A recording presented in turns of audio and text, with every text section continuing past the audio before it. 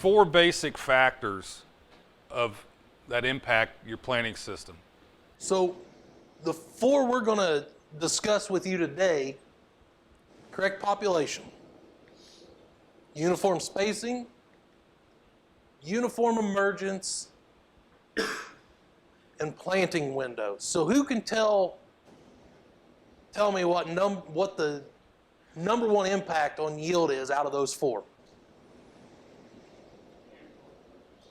Uniform emergence. Who can give me what will impact it the second most? There you go, sir. What'd you say? Window. Planting window, right here.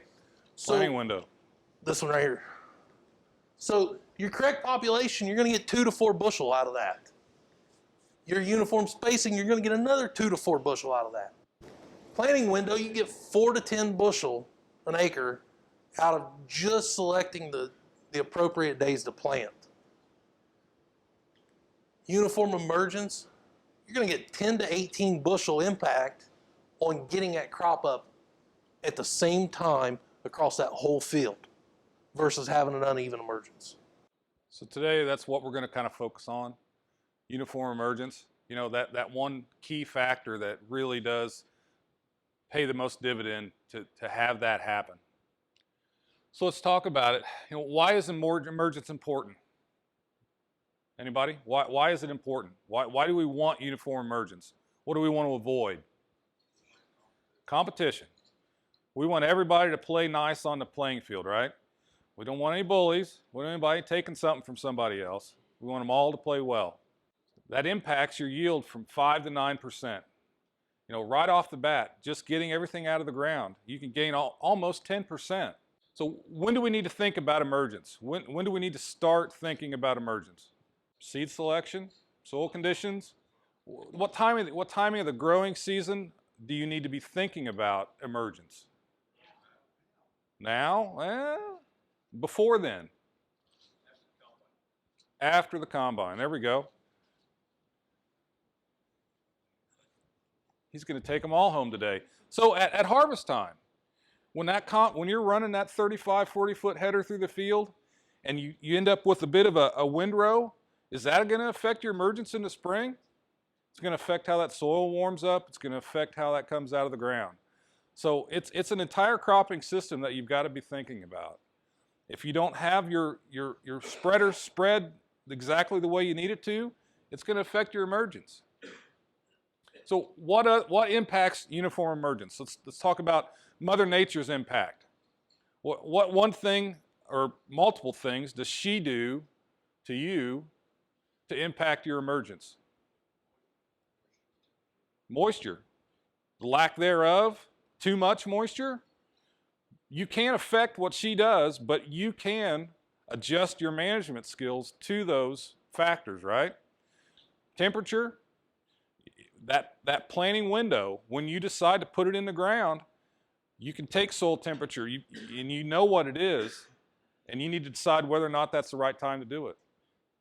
Let's talk about man-made factors that affect emergence. What's one thing that affects emergence that we do as a farmer? Planting too wet, compaction, grain carts. In the fall, when we want to get that crop out, damn it, we're going to go. Well, we're going to put in it. We're going to make a spot where we rut it up.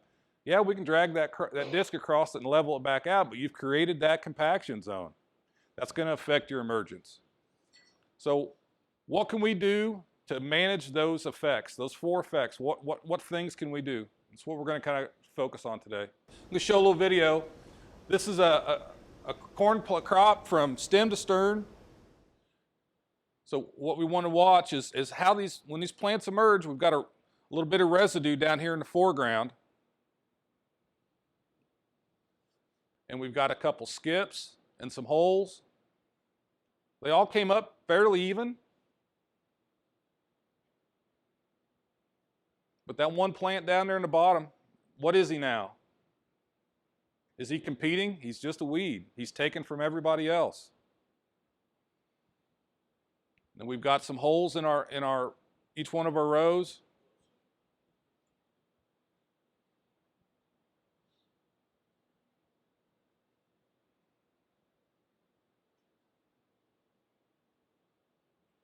But for the most part, this crop's all kind of growing all on its own. It's fairly even now, but did it all start even? And here's the process. Here's the from that whole season. Here's what we gained. That one little one that was planted right into some residue. It never did produce an ear. We had some skips. And one thing I always like to point out is, so there's 20 plants across here.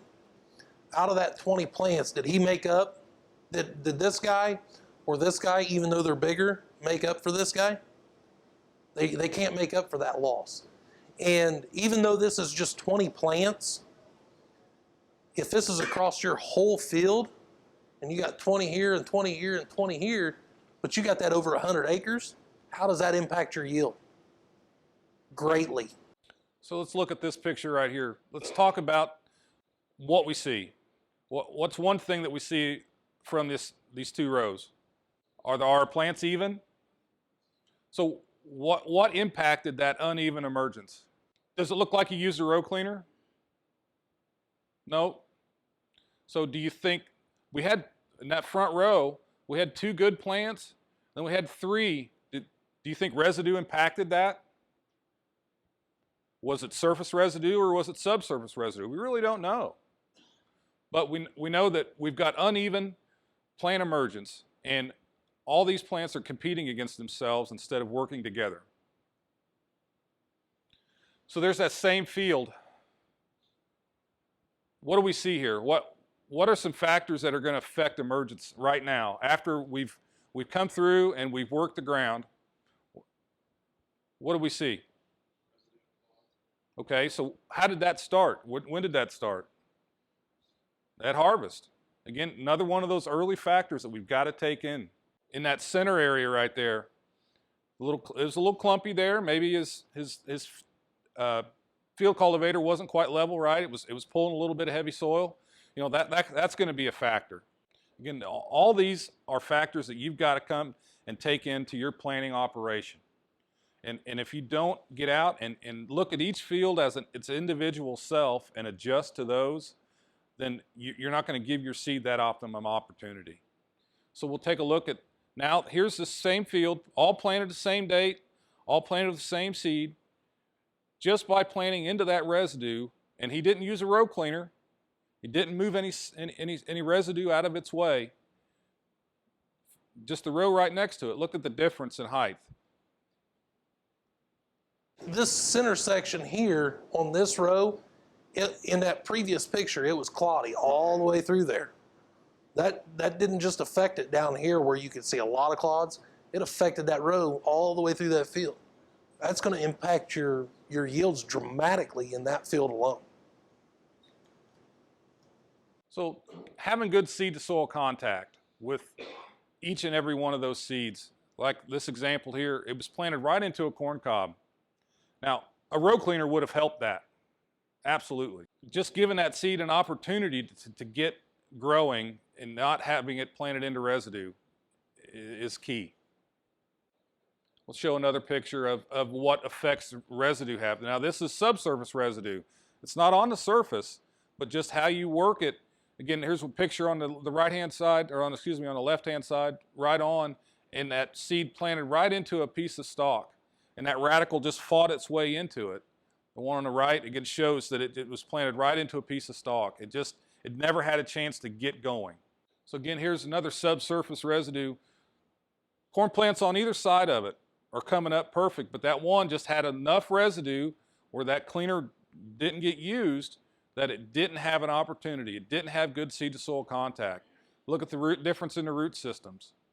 I mean, that's how vitally important it is to give that plant an early opportunity.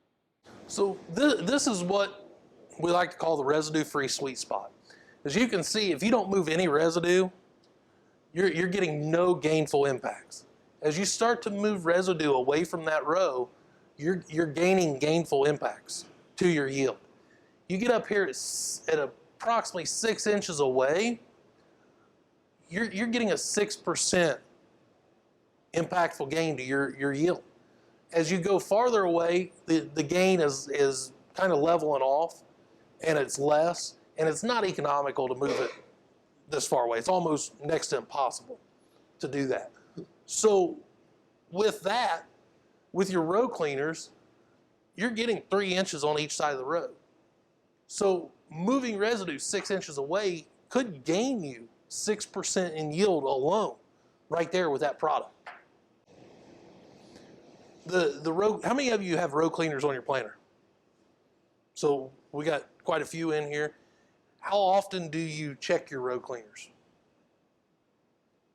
Andy, I'm gonna pick on you because I know you. How often do you go and check your row cleaners during one planting season? Okay, so even if you change, so he said that when they change from conventional to no-till, that's when they check their row cleaners. For those of you that couldn't hear it, but with that, in a no-till situation, is the farm at your house the same as a farm 10 miles north of your house? Should you possibly need to be checking them then? Make sure you're not digging too much. I know row cleaners are a pain to adjust, but if we get to where we're checking them at every field and looking at what they're doing and the job they're doing, you may be helping gain yourself more bushels. What do we want a row cleaner not to do? We don't want it to be plowing, right? We don't want to be bringing extra moisture up. We want that row cleaner to just be moving residue. So monitoring that and having the option that we have of a new pneumatic system and having that adjustability is a good option to have. But if you have a mechanical system, adjusting them and getting out and making them work for you, it's going to be a benefit. You just can't set them and forget them. So I got from Ohio State said a couple weeks ago on their farms. They ended up putting clean sweeps on. He said you'd be surprised how many times in one field you'll adjust row cleaners if you had to deal with utility adjustment. Yes, that's correct. I mean, in the same field, if you have the ability to adjust it from the cab, I would venture to say 99.9% of our growers would be checking that, because what don't you have in one field? You don't have the same soil type in one field. You don't have the same conditions, especially in a 100-acre field, in one side that you do in the other side. You may be getting into a more mellow soil type on the east side of a field, whereas the west side's a heavier clay. So in those conditions, even in a no-till situation, you may need to be checking them then. And that is one condition or one piece that we offer now that makes it a lot easier to adjust them as your soil conditions change. Because, I mean, there's times where a field may drop off on one end of it and get real mellow in the same planter pass. So as you're going down that hill, you may be taking pressure off your row cleaners because you know that everything's going to be changing as you get down to the bottom of this hill and you go on another 500 feet or whatever it is. And it may be the opposite. You may keep it the same on one pass, but as you get up on top of this hill on the east side of this field, you may have to put more pressure on them to get them down there and clean it real good. So we're going to look at a little grow box here. Takeaway here is the seed on the right. It's got good seed to soil contact. The seed on the left has been hairpinned with some residue. And you can see the seed on the right, it's already emerging. It's got a good radical that's come down. It's starting to set its fibrous root system. It's really taken off. The one on the left, it fought through there. It did finally get a radical out, and it did emerge, but it was quite a bit later. So we'll look at some stills here. Again, seed on the right, emergence started. It's got a radical going down. That seed on the left, it didn't have good seed to soil contact. Something interrupted, a piece of residue. You know, and that again, that's all affected by our planting window. Maybe it was a little heavier that day on that left side. Maybe there was too much residue. We didn't get it cleaned away. But just giving that seed the opportunity is what we want. Again, the left-hand side, it finally is kind of getting a spike going. We're emerged on the right-hand side. We've got a nice full root system going. The one on the left, it's struggling. And again, we do have Emergence on the left now, but is that ideally the root system you want to start from Emergence, or the one on the right? And that's, again, all having that good seed to soil contact and knowing that that soil is ready to go. So again, we'll talk now about some closing systems. What kind of different closing systems are there out there? How many different kinds? I mean, you've got options, right? You put a solid wheel on it, you put a spike wheel, you put 2 spikes. There's several different ones, and not every system is right for every guy in here. So that's why you've got to know your fields, your soils, your cropping systems to adjust those to fit yours. You know, you may have a spike and a solid wheel on one side, but one guy likes them parallel. Another guy may like them staggered. It all depends on your cropping system and your soil type. And one thing I like to add to that point is now as farms get spread out over a county, and you may have a farm in southern Shelby County where we're at now, and you may have a farm in northern Shelby County where we're at there. How much variability from southern Shelby County to northern Shelby County is there going to be? There's going to be a lot of variability. Or some of these guys that are spread across multiple counties now, where you may have one county and you may go to the northern edge of a second county. There is a huge amount of variability there. So it may be advantageous for guys now to look at having multiple closing systems on hand, different types of closing wheels. Because if you're in Decatur County where the soil is really good and it closes really nice, or if you get into Wayne County where we've got some pretty tight, heavy clays where they may close harder, your closing system that works down there may not work up here. So we may need to take a little bit of time and swap out closing wheels going from one area to the next, because as farms get bigger, as they continue to grow, the options, you may have to look at a wider variety of options to really suit your needs for your whole farm, because we don't want to treat your, say, 1,000 acres of corn as one farm. We want to treat that as however many fields you got and manage that on a field-to-field basis instead of a whole 1,000 acres management. So let's look at this picture. Let's talk about the good. What do we see that's good from this right here? What's one thing he did that was really good? He used a row cleaner, right? He got that residue out of the way. What in turn did he have happen as well when he got that residue? What did he do to the soil? What did he help it do? Warmed it up. Gave that seed opportunity, right? So he picked a good day. Looks like he got his seed in. He moved his residue. As far as the plants go, they all look fairly even. They all probably came up about the same. What else do we notice? We don't have the spacing that we needed. So we picked the right day. We got a residue out of the way. We got good emergence. We got 3, but we missed the 4th one. There's 12 X's across there, evenly spaced, 0 CV. The plants themselves were down at a 0.44.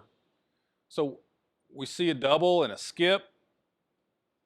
Just that seed spacing, that we missed that one.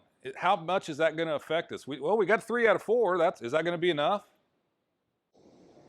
And once again, this is only 12 plants, but what if that's a whole 100-acre field? How does that affect you across that whole 100-acre field?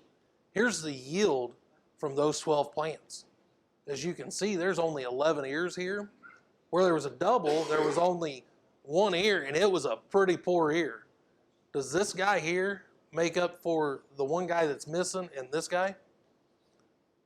Not even close. Not even close. So if that was a whole field, that's really going to impact what's going into your hopper at harvest time. So we're going to show a little video here. In this comparison, uniform emergence, and on the left-hand side, we've got an exact emerge brush belt system and a traditional seed tube. And they're both running at 10 miles an hour. Now we know we're not going to run a traditional seed tube at 10 mile an hour, but to show the comparison of the two, obviously the brush belt, it's placing it perfectly down. You're not getting any bounce. It's placing them right where you want them. The tube, it's dropping down, and as you see, it's being drugged. We're not getting optimum placement. And the good takeaway from this is, you know, obviously we're not going to run a seed tube at 10 mile an hour, but seed placement is key. And knowing your system, whether you're running an exact emerged brush belt and you know you can run up to 10 mile an hour if you have to, but if you've got a traditional finger system or a brush system, knowing that that seed is getting it put in the ground at the right speed. How fast are we normally running nowadays? Our average speed, 4.5, 5 mile an hour? You know, do we need to slow down, or can we have the ability to go faster? But knowing our system.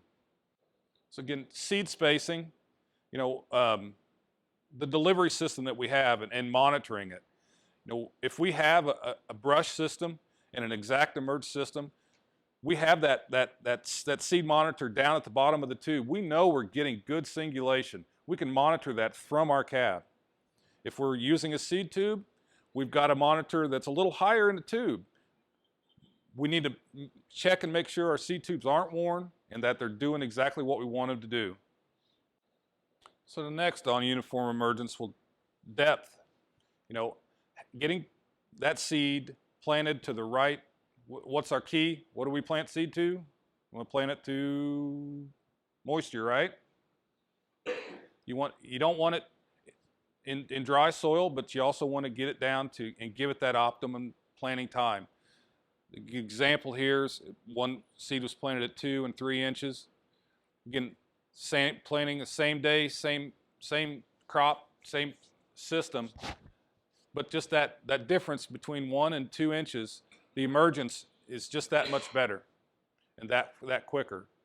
And keeping an eye on your downforce and knowing what it is and adjusting it accordingly and keeping that depth for that day, for that field, for that year adjusted correctly.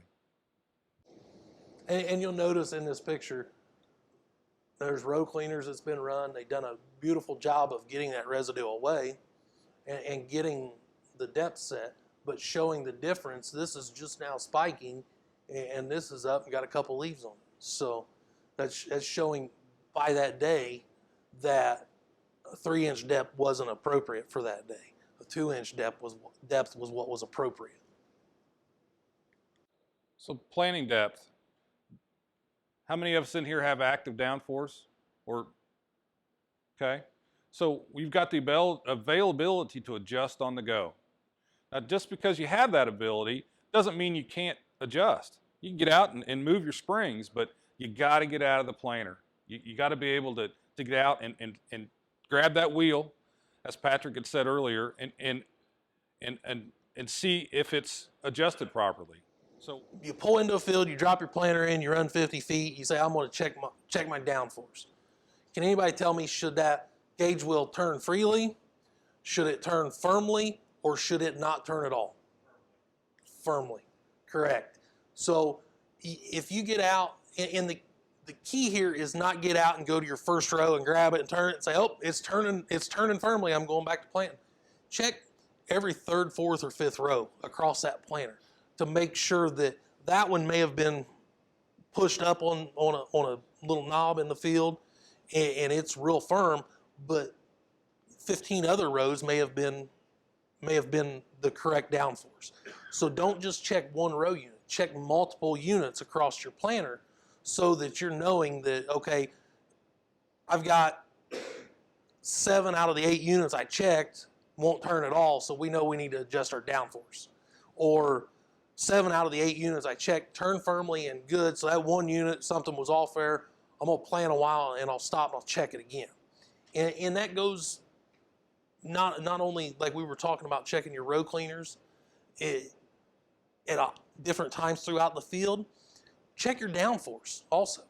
So get out and say, okay, well, I'm gonna check my seed boxes, make sure everything's good, and I'm gonna get out and I'm gonna turn a few rows and make sure they're still good, because that soil changes all the way across that field. So we need to be adjusting as we go across that field with our planter so that we're getting the optimal downforce throughout the whole field, not just where we started.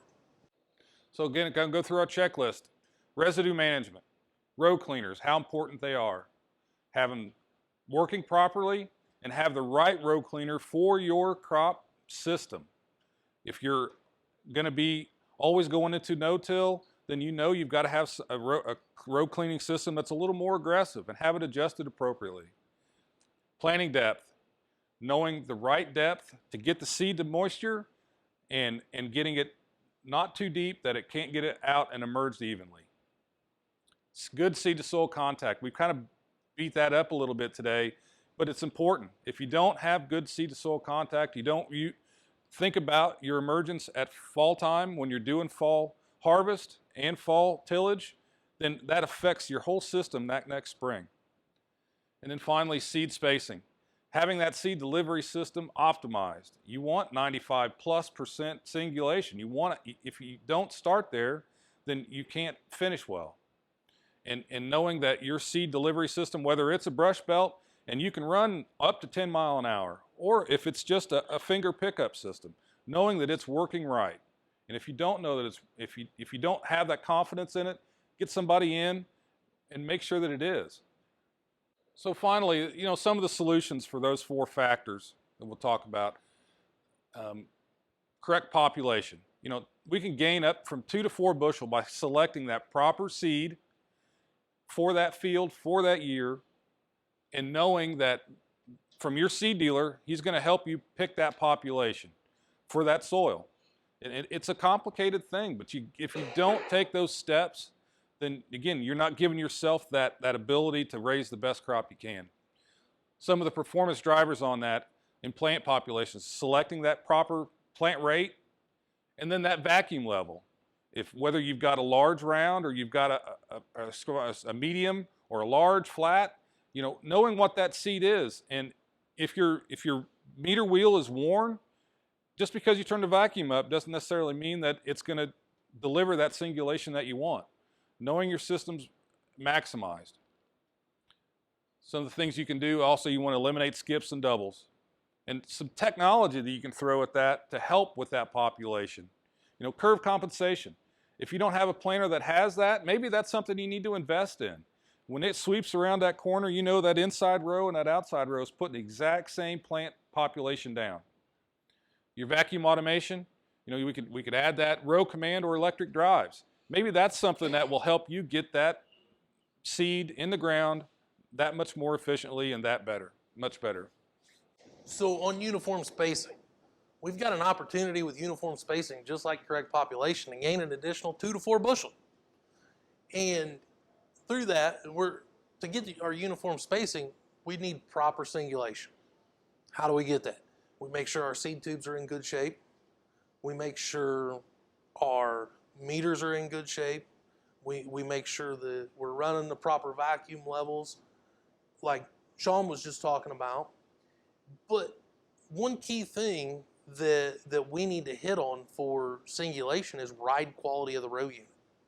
If that row unit's bouncing up and down going through that field and it looks like it's just about to jump off the planter itself, is that good for singulation? Not at all. So with that, we need to be checking our downforce, making sure our downforce is not too firm but not too soft, so that we're aiding in everything that we talked about over here to get that singulation here. If we do all this, but we have that row unit just bouncing wildly through the field, we're throwing all that other stuff out the window, because it doesn't matter, because that row unit may be 3 inches out of the trench when it drops that seed, and if it does that, it's throwing it who knows where. What's a key factor on that row unit that we want to see when it's in the ground and it's planting? We want those parallel arms to be level, right? Isn't that a key factor? So again, another one of those things that you got to keep an eye on. Some of our technology options that will help us obtain that uniform emergence, your seed tube, check your seed tubes. If they're worn out, replace them. In the brush belt, if anybody is considering an ExactEmerge planter I had the opportunity in Florida to run one, and I'll tell you what, they are nice. They do a darn good job, and I know we would love to sell every one of you an ExactEmerge planter in this room. We know that's not economical for everybody's operation. So our goal is to maximize what you've got. If you've got an ExactEmerge, make sure your brushes are in good shape. If not, replace them so that you're delivering that seed in a uniform manner. Again, we've talked about uniform emergence today, and we really kind of beat home that how important it is. Getting that seed to depth and knowing it's at the right depth for that day, for that soil moisture.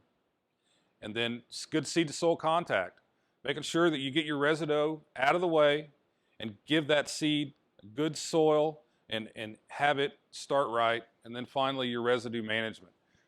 It starts in the fall when you're running that combine through the field. And then as you work your fields and you see those different scenarios in each field, you adjust your planter to that scenario.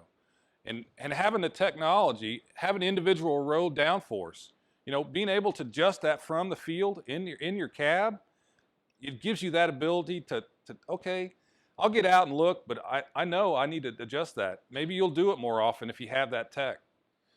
Active downforce, easy adjust row cleaners. They're pain, but if you had that adjustment in the cab, maybe it's something you do more often, and it'd give you that opportunity to get those bushels more that you want. And then finally, the pneumatic closing wheels. They're fairly easy to adjust, but if you have that option, maybe it's something you add to your system. And liquid fertilizer. Anymore that corn plants and cropping systems are taking more and more nutrients out of the field, and they need to be managed differently than they were 15 years ago. So with liquid fertilizer, maybe you can add something to that and add it to the row to give that plant that better ability. And then insecticide, whether or not you're doing something that's seed applied or soil applied. Just, again, another one of those management tools that you want to look at. With your planting window, here's your second biggest factor. You get an opportunity to gain 4 to 10 bushels just by selecting a good day to go plant. In the right conditions, you've done everything correctly. But also with planting days, as you know, this year, we're setting up to have a wild spring. I mean, Mother Nature can't make up her mind this year. So with that being said, there's going to be some guys that say, you know what, this has been a trend the last couple of years that Mother Nature hasn't made up her mind, and we may need to go to a bigger planter. We may need to go from a 16 row to a 24 row or a 12 row to a 16 row at the end of this year so that we can maximize our efficiency in one day so that we're not pushing as hard to get that crop in the ground in a timely manner so that we have the flexibility if it comes a week-long rain and we're out of the field for a week and a half, 2 weeks because we got so much rain, that now we can put more in one day to kind of compensate for that. So with that, in our ExactEmerge brush belts, the speed difference in being able to run 8 to 10 miles an hour with a planter versus 4 to 5 to maybe 5.5 miles an hour. We've actually talked to people that have considered going to an ExactEmerge, but have considered actually going from a 16 row to a 12 row, because now they're actually going to be able to get that 8 to 10 miles an hour. They're actually going to be more efficient with a 12 row planter than they were with a 16 row planter. It's easier to manage. They can manage all these options that we've talked about today for a smaller planter, but they're maximizing that efficiency because they can get across the field faster. So those are some of the key take-home points with this.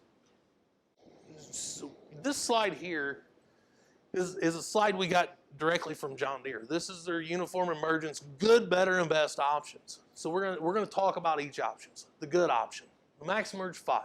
You got a seed tube planter. You can get mechanical row command on it. You can get active pneumatic downforce. Has liquid fertilizer and insecticide options. And then you got your planter width options, the different sizes that you can get. Monitor this planter through a SeedStar 2 and a SeedStar XP monitor. There's a very good planter. I will never say anything bad about those. They are great planters. And you'll see the points I'm hitting on with this when I finish up here. The MaxEmerge 5E, it's going to be your electric drive planter. It's still going to have a seed tube, but you can get curve compensation and vacuum automation on this planter. Electronic row command, individual hydraulic row downforce, active pneumatic downforce, either one of those two options. You got easy adjust row cleaners, closing wheel control in the cab of your tractor. You can get liquid fertilizer, and you can get the different planter width options. This planter is monitored through a SeedStar 3 HP. It is John Deere Connect mobile ready, and it's JD Link ready. So John Deere's best option right here is what they consider, or what they call the ExactEmerge. It is an electric drive planter. You have every option you have on the MaxEmerge 5E, but you've got that brush belt system. That brush belt system allows you to run at your higher speeds. So the difference is so with this planter, the planter frame is actually more robust on it than what a MaxEmerge is. So if you took a MaxEmerge into a pretty rough field and you tried to run 10 miles an hour with it, you're going to be twisting and bending everything up on that. It's not built to handle those speeds. Your MaxEmerge planter is a heavier duty frame that's going to allow you to get there. The brush belt allows your seed to get there at that 10 miles an hour. The frame itself allows the planter to be capable of doing that. The brush allows it to get there in the ground. So the take home here is not that everybody needs to go out and buy an ExactEmerge. Like I said earlier, I'd love to sell each and every one of you an ExactEmerge planter. That is not economical. That is not in everybody's plans to have that option. So with that being said, I can take a guy that is going to take all of these things me and Shawn have talked about today. I can take him and I can put him in a MaxEmerge 5 planter, and he can get that nice picket fence stand out of there. That is a great planter. I know it's not listed as John Deere's best option, but that is a darn good planter. And if you take the technology options that we've talked about today and you utilize them on that planter, you can really do a tremendous amount to impact your yield in a positive manner. I can take a different guy that has all the technology options in the world. He backs his tractor in, he hooks up his planter, he dumps a box of seed in, he says, let's go plant some corn. He takes it to the field and he's mowing down acre after acre. He plants 100 acres today. But if he didn't check any of his technology options, this option is actually going to do a better job than this option. So the key here is no matter what technology you've got on your farm, if you utilize us as a resource, utilize your knowledge as growers, nobody knows your acres better than you. You guys go across them year in and year out multiple times a year. So bring your knowledge to the table of your farm with our knowledge of John Deere's great line of equipment, and we can take whatever option you've got and we can do the best we can with it and help you maximize your yield potential with that. So we're going to end today with a little quote from Bob Nielsen. It's tempting to tell yourself that the crop will grow out of it and make up for effects of uneven emergence later. Uneven emergence and variable plant spacing are problems that will haunt you the whole season. So as a farmer, as your farming career, how many times do you get to plant a crop? How many opportunities in your whole planting career will you get? 40 or 50? Let's take a quarterback in the NFL. And in one game, how many opportunities does he get to throw the ball on average? About 30 times a game? He's got 16 games a season. He's got 10 seasons in his career. A farmer gets one opportunity every spring in 40 years to put that crop out. So if he doesn't take that opportunity and really maximize it, he's putting himself behind the ball. So we've got to maximize those 4 key components. And if you do that, you'll put yourself in a good position to maximize and to raise the best crop you can. So with that, we want to say thank you.